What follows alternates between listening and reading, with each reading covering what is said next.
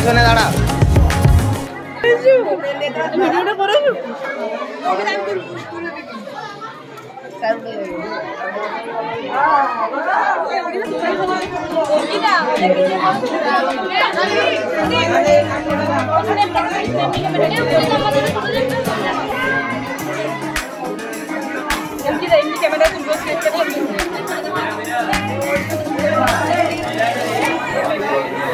আমরা আজকে সবাই এখানে জড়ো হয়েছি একটা কারণ, সেটা হচ্ছে কি পুরস্কার বিতরণী অনুষ্ঠান আর কি কাজী বন্ধু।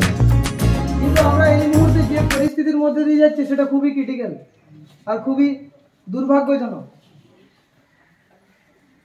তো এই অবস্থায় আমরা অনুষ্ঠান শুরু করবার আগে আমরা 1 মিনিট আগে নীরবতা পালন করব। কারণটা না বলে, কারণটা সবাই জানো, কারণটা এখানে উজ্জ্বল হচ্ছে না, সবাই জানো, এখানে প্রত্যেকটা মেয়েই জানো কারণটা কি, শোক পালনটা কিসের জন্য। 1 মিনিট আমরা করব, তারপর আমরা আমাদের অনুষ্ঠান শুরু করব। কারণ আমরা আনন্দ করছি কিন্তু অন্য জায়গায় দুঃখ হচ্ছে, ঠিক আছে? 1 মিনিট আগে আমরা নীরবতা পালন করব, তারপরে আমরা আমাদের অনুষ্ঠান শুরু করব, ঠিক আছে? স্টার্ট।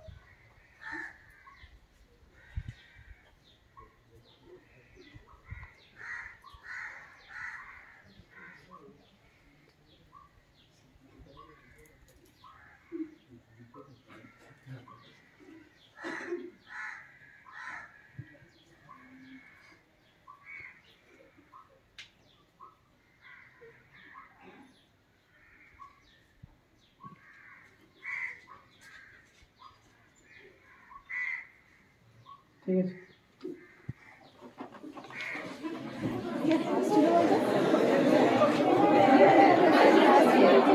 আমাদের প্রথম তৃতীয়কে আগের বছরে পুরস্কৃত করেছি, আর আমরা অনুষ্ঠানটা প্রত্যেক বছর চালিয়ে যেতে চাই, আর সেটা আমি চালাচ্ছি, চেষ্টা করে। অনেকটা সময় নষ্ট হয়েছে সবাইকার, অনেকটা দেরি করেও আমি এসেছি, তো শুরু করছি। দেখো, আমরা বিগত বছরে প্রথম তৃতীয়কে পুরস্কৃত করেছিলাম, এই বছরও আমরা করব। তা ভাড়া স্কুল থেকে তোমরা জানো যে প্রথম হয়েছে অরূপ, আর ইংরেজিতেও বেশি পেয়েছে, এখান থেকে 96 পেয়েছে। আর মানিকলাল সিংহ স্মৃতি উচ্চ মাধ্যমিক যে বিদ্যালয় রয়েছে জয়কৃষ্ণপুরে, ওখান থেকেও পল্লবী ফার্স্ট হয়েছে এবং ইংরেজিতে বেশি নাম্বার পেয়েছে। আর মণিনগর স্কুল থেকে স্নেহা মিশ্র, ও মণিনগর স্কুলের ফার্স্ট এবং ইংরেজিতে বেশি নাম্বার পেয়েছে। তো ওরা রীতিমতো ভালো এবং পড়াশোনা করে আসছে, ঠিক আছে? আরো হয়তো নাম্বার বেশি পেত, আরো বেশি পাওয়া উচিত ছিল, আরো বেশি পেত। তো আমরা আপকামিং টাইমে আমরা চেষ্টা করব যে এখানে যত ছাত্রছাত্রী আছে, আমাদের একটা উদ্দেশ্য কি, আমাদেরকে শুধুমাত্র যে বেশি নাম্বার আনলেই হবে না, নিজেদের চরিত্রটাকেও গঠন করতে হবে। আগের বছরও আমরা দেখেছি যে অনেক ছাত্রছাত্রী অন্যান্য সাবজেক্টে কম পেয়ে গেছে, ইংরেজিতে বেশি পেয়ে গেছে, সেটা দেখলে চলবে না। আমাদেরকে প্রত্যেকটা সাবজেক্টেই কিন্তু বেশি পাওয়ার চেষ্টা করতে হবে, শুধুমাত্র ইংরেজি নয়। আমি প্রত্যেকটা সাবজেক্টেই বলবো যে আমাদেরকে চেষ্টা করতে হবে যেন একটা ভালো মার্কস আনা যায়। আমি বলবো না যে 100-র মধ্যে 100ই পেতে হবে, প্রত্যেককে চেষ্টা করতে হবে। আমিও আমার দিক থেকে রীতিমতো চেষ্টা চালিয়ে যাই, যতটা চেষ্টা করা যায়। আজকেও অনেকগুলো টিউশন ছিল, সেগুলোকে অ্যাভয়েড করে আমাদের এই অনুষ্ঠানটা করছি, এই কারণে যে যাতে করে তোরা চেষ্টা করেছে এদের মতন মার্কসটা আনতে।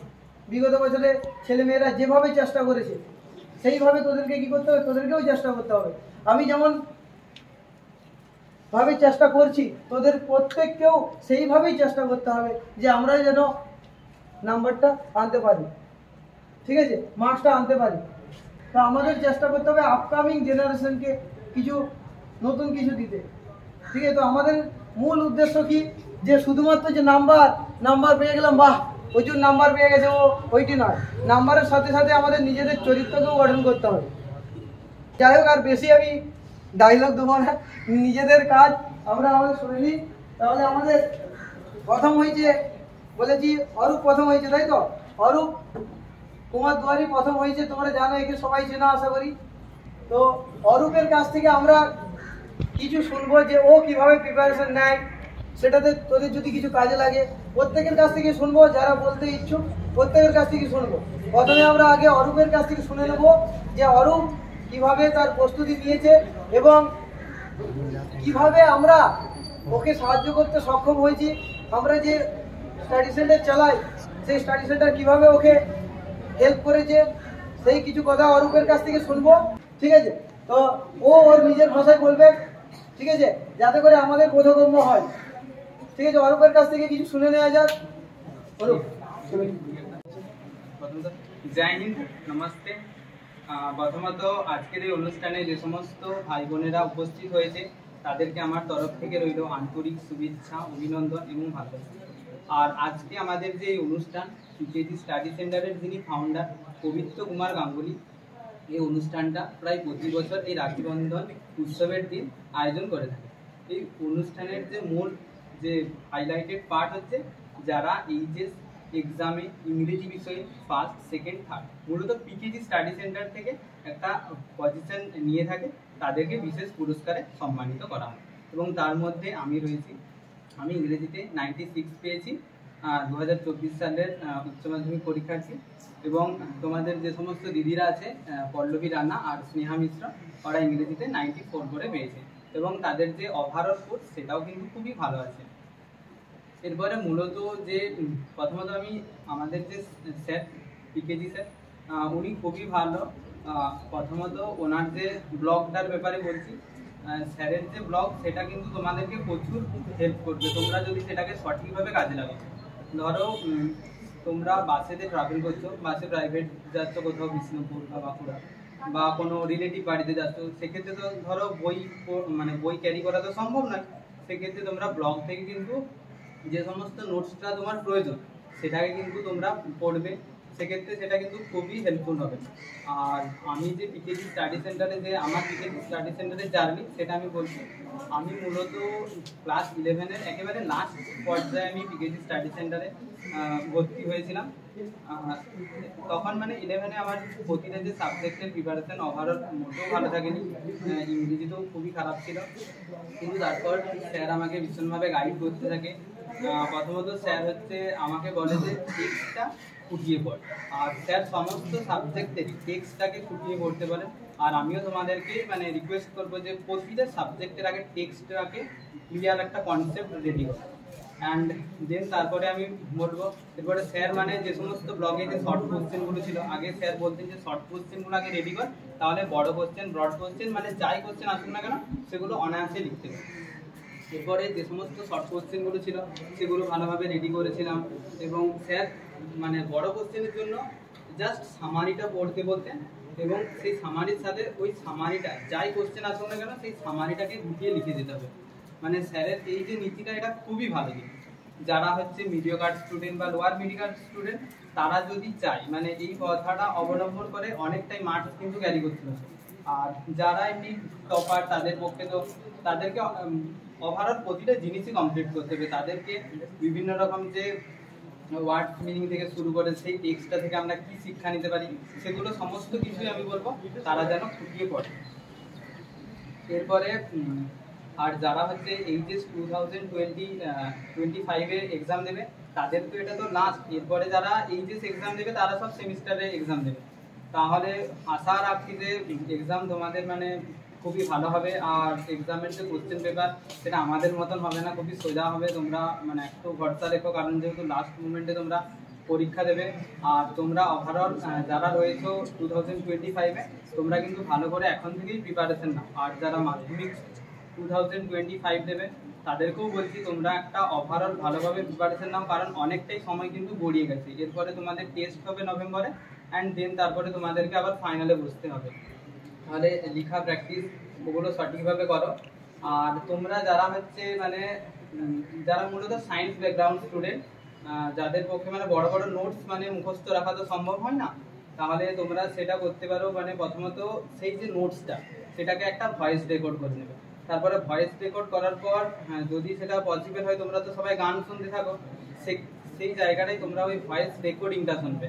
আর যদি কেউ মানে এটা করতে বারণ করবো, বাট আমি অবশ্য করি, মানে রাস্তায় আস্তে আস্তে মানে একটা কানে আমার হেডফোন থাকে আর একটা কান এমনি খোলা থাকে, এই দিকের যে কানটা যে দিকটা রাস্তার দিকে থাকে, সেক্ষেত্রে কিন্তু আমি যে নোটসটা কিন্তু আমার ওপরেতে চলতে থাকে। মানে এটা এইচএস 2024 এর মানে বাংলা আর ইংরেজিটাকে এভাবে আমি রেডি করেছিলাম। আমি বাংলা কিন্তু পড়ার মোটেও সময় পাইনি, যতটা রেডি করেছিলাম ওই ভয়েস নোটস থেকে। আর আমার বাংলাতে কিন্তু সব থেকে বেশি নাম্বারটা আছে, কারণ কোনো জিনিসে যদি সঠিকভাবে যদি কষ্ট করো, 100% যদি নিজের দাও, তাহলে কিন্তু নিশ্চয়ই অনেক কিছুই করতে পারবে।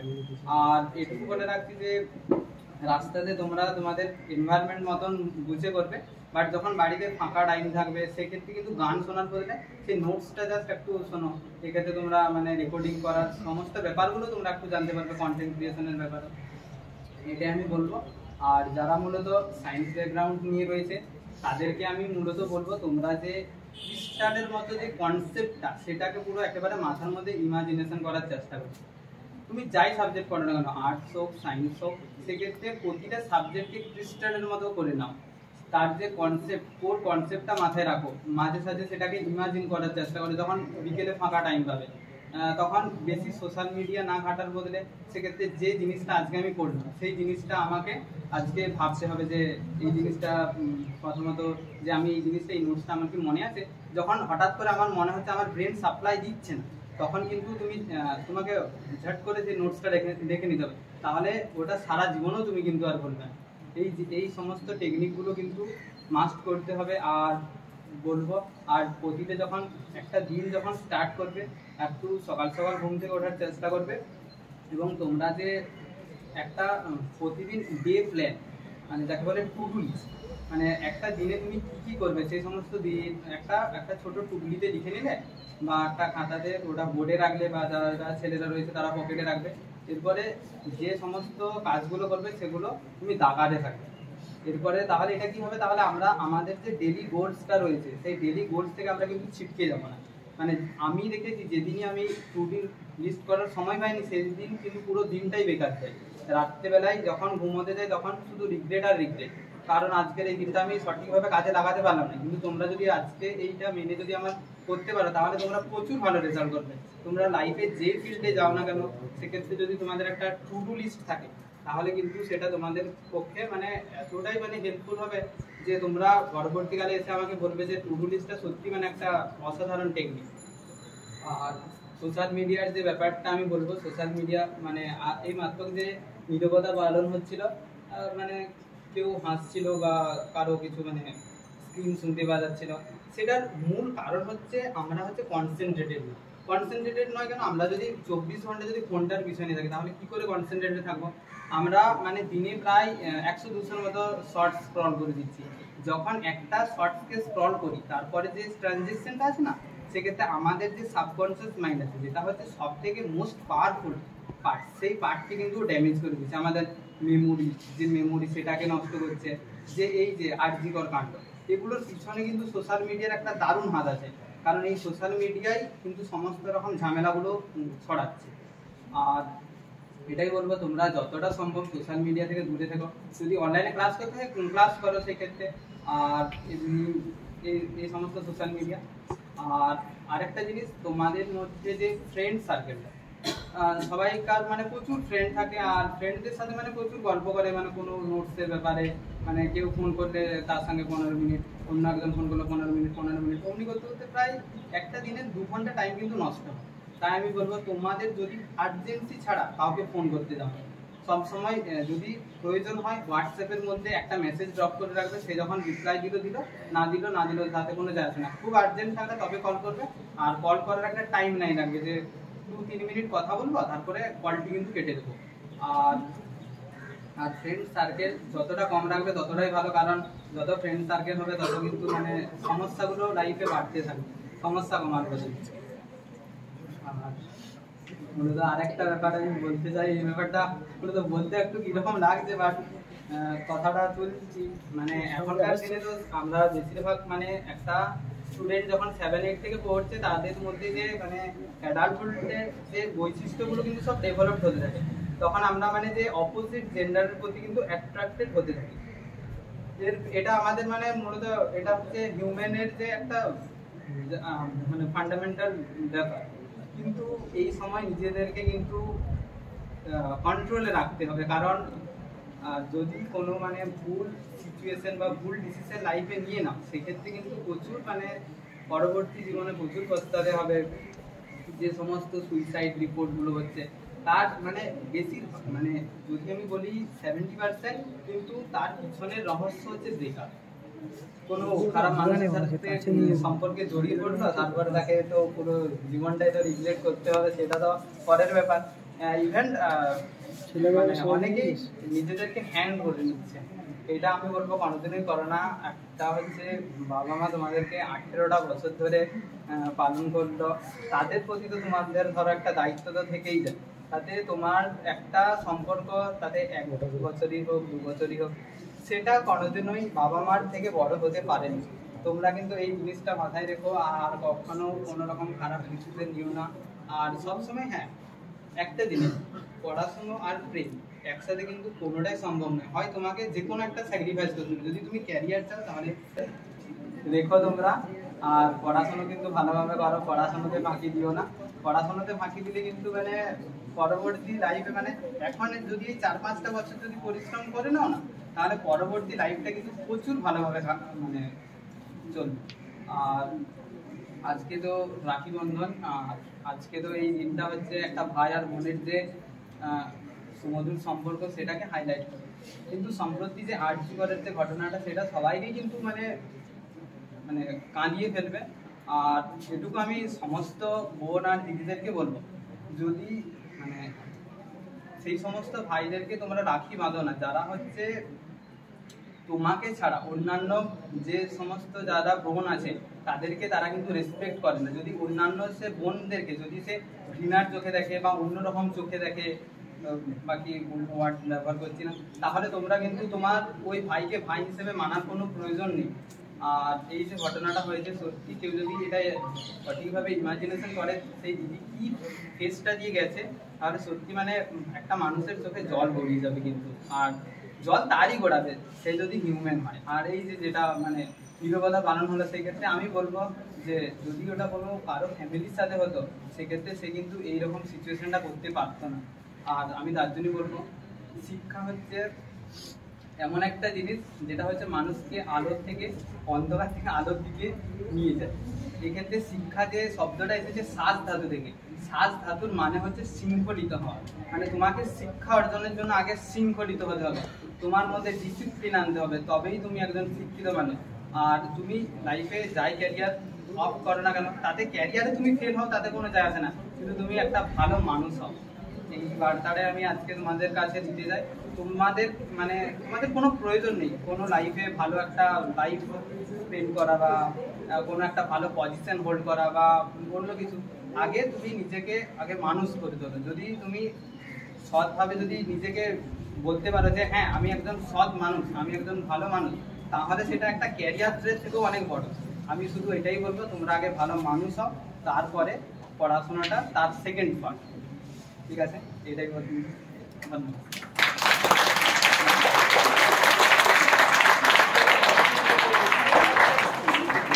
95 পেয়েছে, 100-র মধ্যে 95 পেয়েছে। ওর বাড়ি হচ্ছে অবন্তিকা, মানিকলাল স্কুলের প্রথম হয়েছে ও, 461 পেয়েছে। টোটাল নাম্বার এদের থেকেও বেশি আর কি। তো পল্লবী 2-4 কথা বলবে। আমি দিদি হয়ে তোমাদেরকে একটা কথাই বলবো, তোমার দাদারা তো তোমাদেরকে অনেক কিছু বললো, এরপরে আমি বলছি যে তোমরা নিজেদেরকে প্রিপারেশন তোমার নিজের মতোই করো, কারণ যে মনে হবে যে এটা করলে যদি তোমার মনে হয় যে তুমি আগিয়ে যেতে পারবে, তাহলে তুমি সেইটাই রাখো। কারণ তোমার ফ্রেন্ডরা অনেক কিছু ফলো করবে, এবার তুমিও অনেক কিছু ফলো করবে, কিন্তু যদি মনে হয় যে তুমি ওইটা ফলো করলে তোমার উন্নতি বেশি হচ্ছে, তাহলে তুমি সেটা স্যারের কাছে, আমি অনেক ছোটো থেকে পড়ি, ক্লাস 7 থেকে পড়ি, স্যার যেভাবে পড়ায় সেভাবেই ফলো করি। স্যারের যে কনসেপ্ট সেভাবে আমি ক্লাস 12 পর্যন্ত, এখনও গ্র্যাজুয়েশন করছি, এখনও স্যারের কাছে পড়ছি। তো এখানে পড়তে আসছি, আমাদের বাড়িতে একটু দূরে, কিন্তু স্যারের পড়ানো আমার সত্যি অনেক ভালো লাগে। আর স্যার হচ্ছে পড়ানোর জন্য অনেক সুবিধাও করে রেখেছে। কেউ যদি ধরো কোনো অসুস্থ হলে যে আজকে আসতে পারবো না, তার জন্য স্যার অনলাইন করে রেখেছে, অনলাইনে ক্লাস করে নিতে পারো। তো আর একটা জিনিস যেটা বলবো, মানে পড়াশোনার ক্ষেত্রে যে স্যারের যে ব্লগটা আছে সবাই জানো, সেখান থেকে তুমি মিনিটের মধ্যে হয়তো অ্যান্সারটা, কোনো একটা অ্যান্সার ধরো খুঁজে পাচ্ছ না, সেটা তুমি পেয়ে যাবে। কিন্তু কি করবে, যে ধরো একটা কোশ্চেন আছে, সেটার অ্যান্সারটা তুমি খুঁজলে কিন্তু পাচ্ছ না, তুমি কি করবে, সেই লেসনটা তুমি বারবার পড়ে যাবে।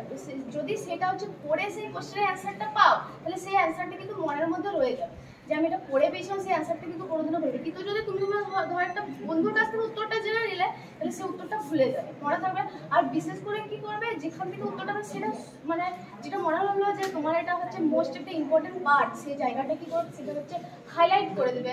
আর দ্বিতীয়ত যদি হাইলাইট করা নাই হয়, যে হাইলাইট বই তো সবাই তো হাইলাইট করে না, হয়তো পেন্সিলে দাগবে, কি করবে, একটা আলাদা খাতা রাখবে, সেখানে হচ্ছে সেটা লিখে রাখবে, তাহলে সেটা ভুলবে না।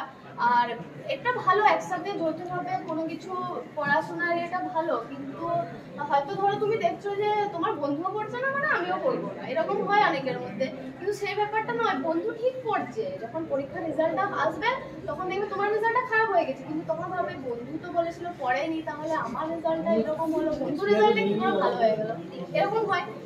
বন্ধু কিন্তু পড়ছে, সারাদিন কিন্তু বাইরে বেরিয়েছে। আমি আমার পড়াটা বলছি, আমি কিভাবে পড়তাম, আমি বলতে গেলে রাতে পড়তাম না, আমি 9টা থেকে ঘুমিয়ে যেতাম, এবং উঠতাম 3টার সময় উঠতাম, 3টার সময় উঠতাম, ওই যে ভোরে পড়তাম, ওই ভোরে পড়াটা হচ্ছে আমার মনে রয়েছে। তো স্যারের টিউশন থাকতো বিকেলে পড়ে যেতাম, স্যার যেটুকু পড়াতো সেটুকু মন দিয়ে পড়ে যেতাম। স্যারকে তো পড়া না ভয়ও লাগতো, কারণ স্যার বকাবকি করতো প্রচুর এমনি, কিন্তু সেটা ভালো, স্যারকে ভয় করা সেটা ভালো। কারণ যদি তুমি না ভয় করো, তাহলে পড়াশোনা তোমার হবে না। কারণ একটা পড়া দিয়েছে, যদি তুমি মনে করো স্যার তো কিছু বলবে না, পড়াটা হবে না, কিন্তু যদি মনে হয় যে স্যারকে তো আমি ভয় করি, তাহলে ভয় পড়াটা করে যাবে, সেই পড়াটা হয়ে যাবে। আর কোনো একটা ধরো আজ একটা পড়া দিল, সেটা কিন্তু তুমি যদি মনে করো না আজকে পড়াটা থাকে, সবগুলো একসঙ্গে করে নেবে, এরকমটা করো না, যে দিনের পড়া সেদিনেই করে নেবে। নাহলে যতগুলো যদি অনেকটা পড়া একসঙ্গে হয়ে যায়, তাহলে কি হবে, তখন ব্রেনের মধ্যে কি হবে, সে ঘুরপাক কাটছে যাবে, কোনটা শেষ করবো, এটা শেষ করবো না এটা শেষ করবো, যেদিনের পড়া সেদিনেই করে নেবে। তো আমি আর বেশি কিছু বলছি না, তোমরা নিজেদের মতো প্রিপারেশন নাও, যাতে আমরা যেমন আজকে এখানে উপস্থিত আছি, আগামী ইয়ার্সে আরো তোমাদের মধ্যে হয়তো কেউ যারা 2025-এ এক্সাম দেবে, তারা হয়তো এখানে থাকবে, তারা তোমাদেরকে কিছু প্রিপারেশন দেবে যে আমরা এইভাবে ফলো করেছি। তো সবাইকার যারা প্রিপারেশন করছে তাদের ওটা ফলো করে যাও, সবাইকে টার্গেট পূরণ হবে, আর সবাই ভালো নাম্বার পাবে।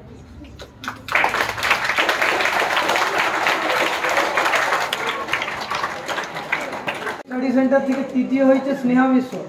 স্নেহা মণিনগর হাই স্কুল থেকে, মণিনগর রাধাকান্ত বিদ্যাপীঠ হাই স্কুল থেকে প্রথম হয়েছে, আর আমাদের বিকেজি ইংলিশ স্টাডি সেন্টার থেকে তৃতীয় হয়েছে।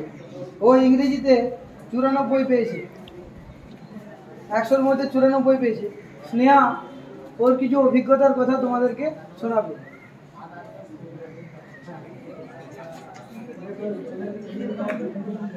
আমি স্নেহা মিশ্র, মণিনগর রাধাকান্ত বিদ্যাপীঠের ছাত্রী। আমি ক্লাস 10 থেকে স্যারের কাছে পড়ছি, ক্লাস 12 অবধি স্যার যা সাজেশন দিয়েছে সবই এসেছে, তাই স্যার যা বলবে তাই মুখস্থ করা ভালো। আর সামারি যেমন ঝরঝরাঝর হয়, তাহলে যে কোনো কোশ্চেনের অ্যান্সার লিখতে খুবই সুবিধা হবে। আর সবসময় কনসেপ্ট ক্লিয়ার রাখতে হবে, কনসেপ্ট ক্লিয়ার থাকলে যে কোনো কোশ্চেনেরই সব লিখতে পারা যায়। আর ওই যেটা পল্লবী বললো, প্রতিদিনের পড়া প্রতিদিন করতে হবে, একদিনের পড়া পরে করবো এরকমভাবে এগুলো চলবে না, তাহলে যেদিন পড়া হবে সেদিন খুবই অসুবিধা হবে, মাথার মধ্যে হবে। এইটুকু বলেই আমি আমার বক্তব্য শেষ করছি।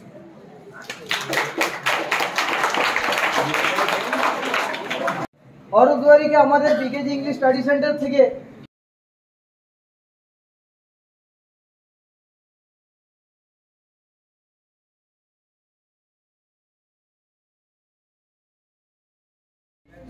মাদিকলাল স্কুল থেকে। তো আমাদের স্টাডি সেন্টার থেকে পুরস্কারটি তুলে দিচ্ছি পল্লবীর হাতে। স্নেহা মিশ্র, ওকে আমরা আমাদের তরফ থেকে পুরস্কারটি তুলে দিচ্ছি।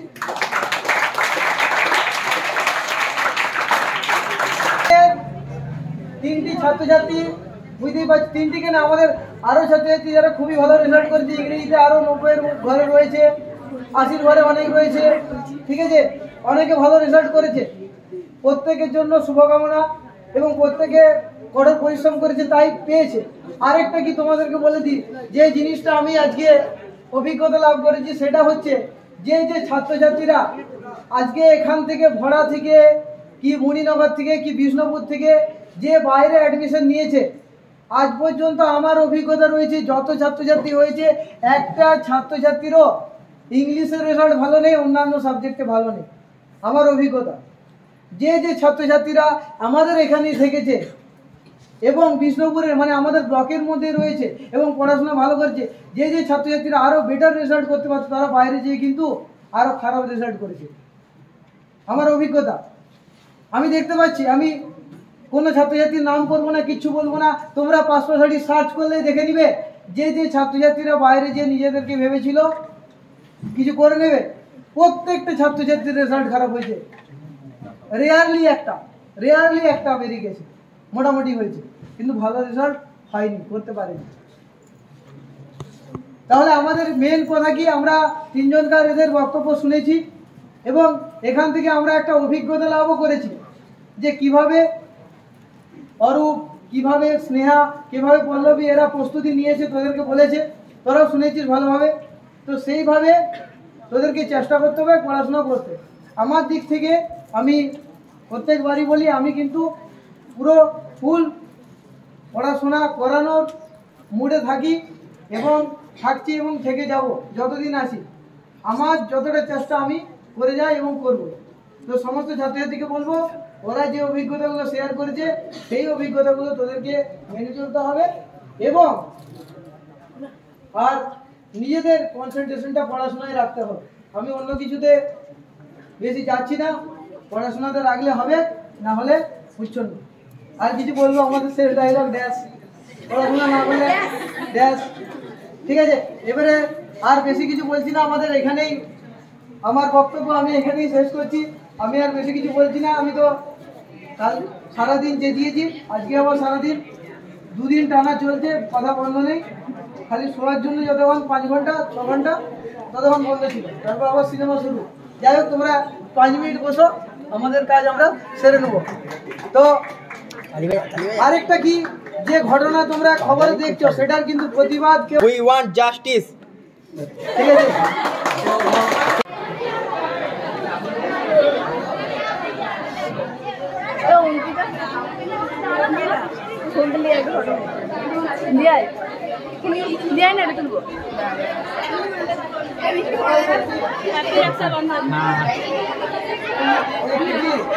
ওরা আবার বসে যাবে, কিছু অসুবিধা হয়ে যাবে না।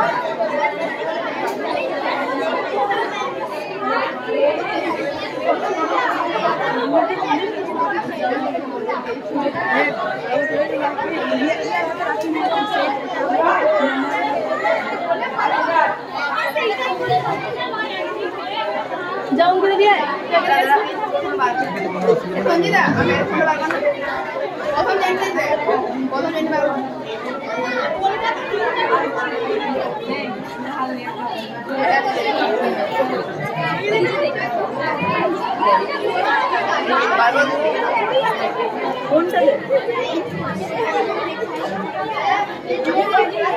তোমরা তো রাস্তায় সামনে যাতায়াত করবে, গোটা লাগবে, রাস্তার দিকে বেশি মানে বাড়ির বাইরে বেরোনোর কোনো দরকারই নেই। বলছি তোরা